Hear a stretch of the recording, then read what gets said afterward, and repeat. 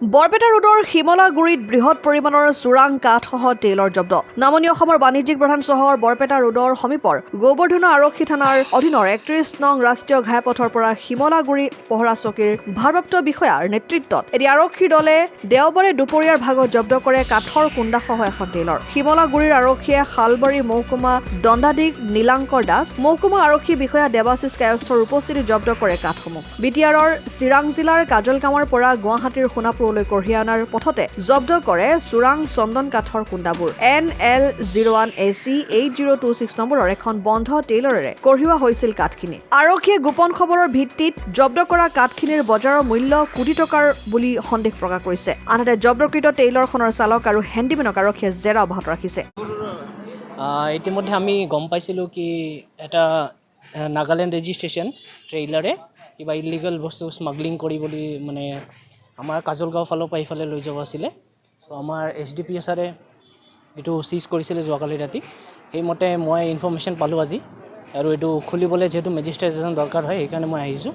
আৰু এইটো ইতিমধ্যে আপোনাৰ সন্মুখতে আছে কি আছিলে এইটো আমি ছাছপেক্ট কৰিছোঁ চন্দন কাঠ নহ'লে আমাৰ সেগুন কাঠ হ'ব।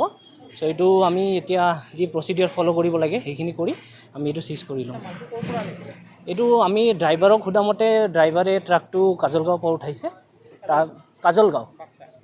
কাজলগাঁও চিৰাং ডিষ্ট্ৰিক্টৰ পৰা মালটো এইটো আমাৰ আপাৰ আছামৰ ফালে যোৱা কথা এনেকৈ ড্ৰাইভাৰজনে কৈছে। গাড়ী কাগজ নাছিলে, গাড়ী একোৱে নাছিলে। চ' আমি সেই মানে ইনফৰ্মেশ্যনটো পাই গাড়ীটো চিজ কৰা হ'ল। চ' এইখিনিয়ে আৰু এইটো মানে এতিয়া আমি গম নাপাওঁ কিমান কোটি হয়, কিন্তু এতিয়া আমাৰ পুলিচ ডিপাৰ্টমেণ্টে যি কৰে আৰু লগতে যি প্ৰচিডিউৰেল যেনেকৈ কৰিব লাগে সেইকাৰণে পুলিচে কৰিব। আৰু এইটো ছাছপেক্ট কৰা মতে চন্দন হ'ব পাৰে, চালকাটো হ'ব পাৰে, চন্দনো হ'ব পাৰে। মানে আমি এতিয়াও ভালকৈ এইটো মানে যোন জানে, মই একচুৱেলি এইটো ইমান ভালকৈ নাজানো কি কাঠ হয়। তদন্ত কৰাৰ পিছত আপুনি এইটো মানে আমি ক'ব পাৰিম। এনেকৈতো এইটো আমাৰ বাক্সা জিলা পুলিচ আৰক্ষী আৰু বাক্সা জিলা পুলিচ চিভিল এডমিনিষ্ট্ৰেশ্যন দুটা লগ লাগি আমি এইটো অভিযানটো চলাওঁ। পলোৱা নাই, ড্ৰাইভাৰজন আছে। কাটিব লগা হৈছে মানে যিহেতু আমি কল কৰিছিলোঁ গাড়ী মালিকক চাবিটো দিবলৈ। চ' চাবিটো মানে আমি উপলব্ধ কৰিব পৰা নাই চাবি, সেইকাৰণে কাটিব লগা হ'ল। অসম আদিত্য, বৰপেটা। NKS হুণ্ডাইলৈ স্বাগতম। নৰ্থ ইষ্টৰ প্ৰথম GDSI 2.0 ফিচাৰ্ছ ডিলাৰ হৈছে NKS হুণ্ডাই। অত্যাধুনিক সা সুবিধাৰে তৈয়াৰী মষ্ট আপডেটেড হুণ্ডাই ডিলাৰ এতিয়া ডিব্ৰুগড়ত। আমাৰ NKS হুণ্ডাই ডিলাৰত open sales consulted room, customer ৰুমৰ লগতে পুৰণি গাড়ীৰ এক্সচেঞ্জ ফেচিলিটিও ৰখা হৈছে।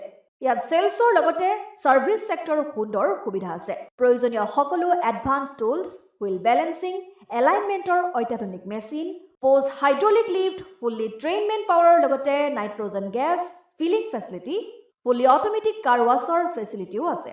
লগতে NKS হুণ্ডাই ডিলাৰে কাষ্টমাৰসকলৰ সুবিধাৰ্থে মোবাইল ছাৰ্ভিচ ভেনৰো ব্যৱস্থা ৰাখিছে, য'ত হাইড্ৰলিক লিফ্ট, ৱাশ্বিং facility, wheel balancing, tyre pressure check কৰাৰ লগতে বহুখিনি সুবিধাই উপলব্ধ আছে। NKS হুণ্ডাইলৈ আহক আৰু সুবিধাসমূহ গ্ৰহণ কৰক।